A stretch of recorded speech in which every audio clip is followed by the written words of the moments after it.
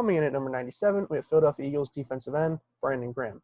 This is an interesting player to kind of talk about in comparison to the last couple, because while a lot of people might not be familiar with Xavier Howard or even an Anthony Barr, I feel like even moderately casual NFL fans at this point have to at least know Brandon Graham's name. Not only has he been one of the most consistent and high-performing producers across really all defensive linemen over the past 10 years, he's also made huge splash plays in the Eagles' playoff runs as of late, and even their Super Bowl win over New England. He played a pivotal role in that. So while people might know, kind of who he is, they might not know what exactly he does that makes him so special and worthy of this 97 spot. Really, the first thing that stands out to me, though, when you put on his film, it's his awareness, and it's his ability to kind of read and react and process what the offense is trying to do. So what we're going to have here is a tight end screen. Vernon Davis is going to block Graham off the snap, but then after 1.5 seconds, he kind of tries to shuck him off and go to the flats and make the play. Well, what's so special about what Graham does on this is, with a young defensive end, what will often happen, and some vets as well, is after Davis kind of lets off, their eyes light up all huge, because what they see is they see Case Keenum in the backfield just waiting to get sacked. They see a free pass to the quarterback, and they're gonna rush up field and take it, right? Well, that's exactly what the offense wants you to do, and Brandon Graham knows that. He realizes that, if somebody actually wanted to stop me from getting to the quarterback, they have to have this level of intensity and this level of physicality. And after 1.5 seconds, Vernon Davis just let me go. So what does that mean? He's able to process that in his head that it's a screen. So he retraces his steps and just watch how he's able to kind of follow Vernon. Again, just retrace his steps and make a great play on Vernon in space for the tackle for a loss.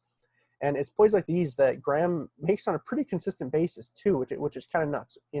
Every once in a while, every defensive lineman will kind of luck into a play like this, but with a guy who makes them on such a consistent basis, it's not really luck. It's just high football IQ.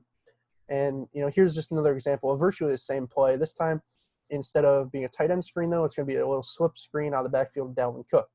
Dalvin's going to actually come right to Graham, and just before contact, he's going to kind of try and slip around him and get to the flats. But Graham, again, he knows if Minnesota wanted to pay Kirk Cousins, $80+ million in guaranteed money, then they wouldn't let me get a free pass and a free hit on him. So what does he do? Again, he senses that, he realizes that, and watch how he just retraces his steps and is able to make a huge play on Dalvin Cook at the line of scrimmage. And as I said, it just plays like that consistently, game in, game out, where he's so locked in to what the offense wants to do, and he's just mentally processing stuff at the highest of levels, and that's one of the most important things that make him special. Don't get it twisted, though. Just because he has a super high football IQ doesn't mean that he's lacking in any way in terms of like the physical intangibles, right? Brandon Graham is still one of the strongest and most explosive defensive ends in the entire NFL, and this is one play that illustrates it really well. You're going to have Alex Light and the Green Bay Packers running this little outside zone play to his side. And, think about this. Alex Light knows the snap count. He knows where the ball is supposed to go. And watch how, regardless of that, Brandon Graham is just able to get the jump on him on the snap count and cross his face and make a huge play in the backfield for a big loss. Like, that might not look that crazy, when you just see it once. But when you kind of consider the fact that, again, Light knows the last thing that can happen on this play, and it's, I can't let this man cross my face because then, like, that is right where the handoff point is taking place. And he knows that, and what does he do? Well, he doesn't do anything because he has no choice in the matter, because Brandon Graham's first step is so explosive and so fast that he just makes the play. And you'll see it here too. This is a very interesting play by the Falcons offensive coordinator. That's all I'll say. They're going to run kind of like a toss crack where Luke Stocker is going to motion down and try and crack back on Brandon Graham. Well, if you've watched any Brandon Graham film in your life, you should know that you can't really block this man with a tight end. And that's exactly what happens, because you just see that upfield burst, that quick first step, the short area quickness. You see it all, man, because just look at this. Not even a second into the play, he's already just roasted Stocker off the line of scrimmage. He's so far into the backfield here in about a half a second that even the fullback can't recover and block back on him quick enough. And what happens? a massive loss on Devonta Freeman. And that play is all Brandon Graham. Nobody else even mattered on that play. There could have been 10 other pancakes elsewhere, but with Brandon Graham doing that, Falcons get nothing. And speaking of plays reliant on Brandon Graham, I grabbed a couple that are good illustrations of just how strong this man is. So here he is going up against Jeremy Sprinkle and number 88. I'm not sure who this is. Maybe it's the ghost of Pierre Garcon. I don't know. But what they're basically going to do here is everybody on this side is going to block down. It's kind of an interesting play. And then these two, Sprinkle and 88, are going to do a little combo block. So Sprinkle's going to shoulder into Brandon Graham to try and knock him outside so 88 can kind of come in here, dig him out, and reach him. And then they're going to try and isolate the safety here on this play into C-gap. Well, that's great and all, right? But what Brandon Graham has to tell him, though, is that he's not going to be blocked by any tight end. Look at how he just puts his shoulder right into his chest, drives him 2 yards in the backfield. And then even better, he doesn't just disrupt the play. He's able to adjust, kind of get his shoulder over the top, and just as AP is trying to cut it outside, make a play on AP. And what I want to show you guys on that is watch the rest of the Eagles defense here. Look at how perfect everybody's fits are on really this entire offensive line. Inside fit, inside fit, inside fit, inside fit, inside fit, inside fit, right? Like, this is a perfect play that if number 88 gets that reach block on Graham and is able to dig him out, this is the perfect play that AP, it's one-on-one against a defensive back, and it's going to be a huge gain most likely, But Brandon Graham is not going to let that happen. He just closes that C gap and forcing 88 into the backfield, and then he's able to adjust and make a great tackle. It's just fantastic stuff like that.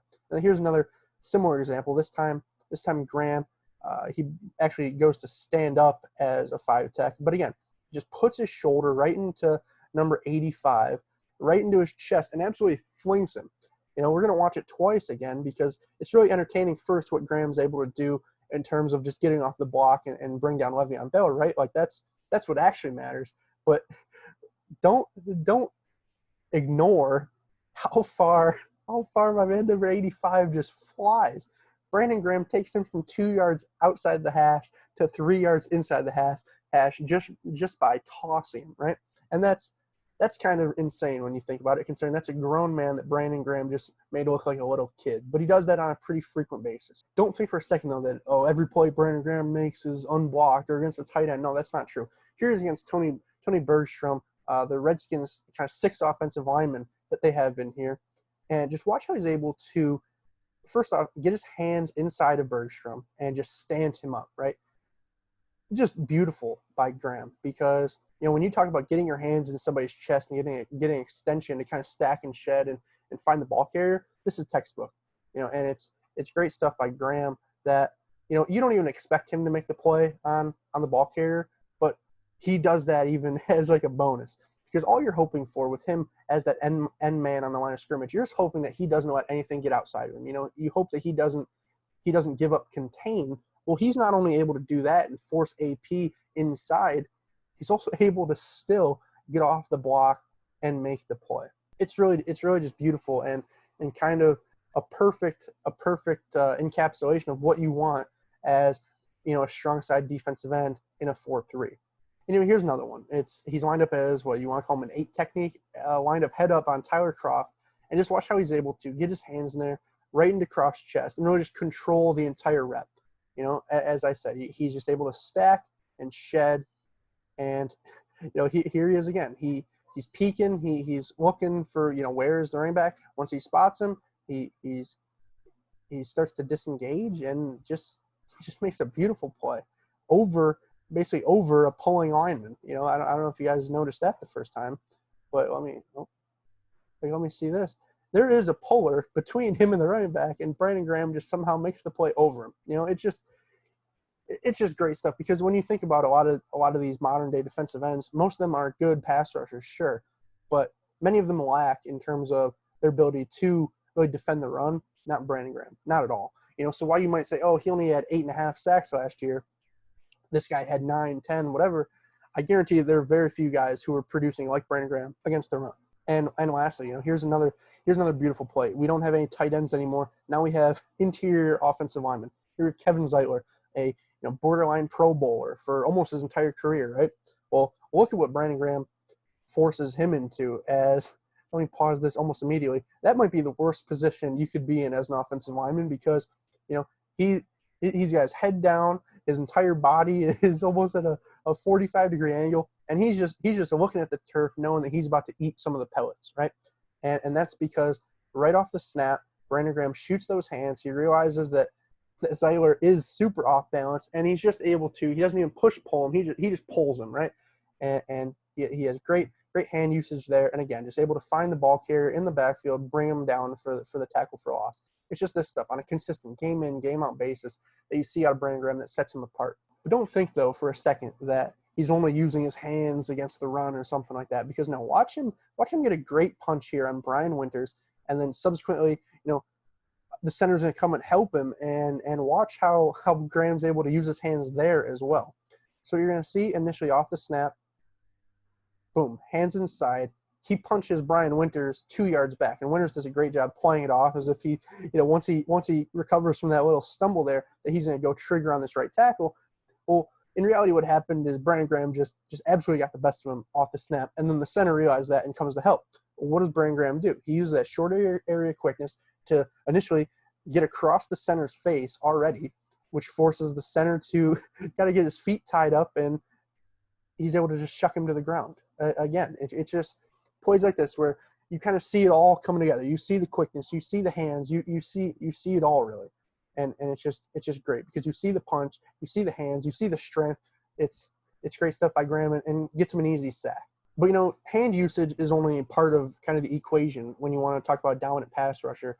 Really, the most important thing, especially as a 5 technique or just a defensive end in general, it's your ability to bend the edge.